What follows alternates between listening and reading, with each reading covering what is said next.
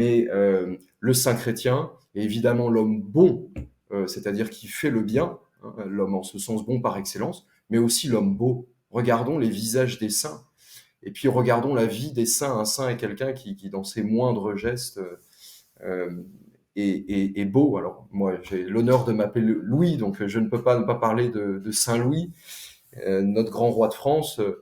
Quand on lit sa vie, c'est quelqu'un dont le moindre des gestes était beau, était caractérisé par, oui, l'élégance, et puis aussi, ça c'est peut-être typiquement français, enfin, en tout cas c'est français, un certain panache aussi, voilà. Et donc ça aussi, c'est quelque chose à cultiver, tout à fait. Alors peut-être une dernière question et puis ensuite nous conclurons. Hem, alors là, vous êtes en France, je suis en Suisse et pour parler comme les gens de la Startup Nation, il y a des synergies, n'est-ce pas? C'est le terme synergie.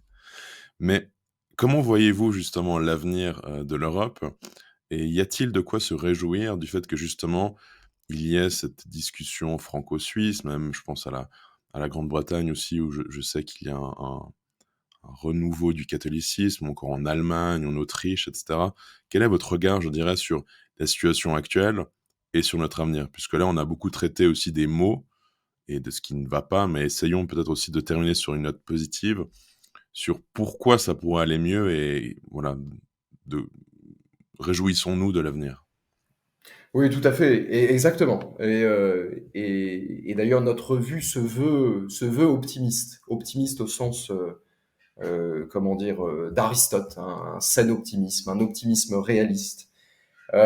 Oui, eh bien, sans être, comment dire, encore une fois, tout en gardant à l'esprit l'état actuel de notre civilisation, eh bien, oui, je crois qu'il y a quand même des signes d'espoir.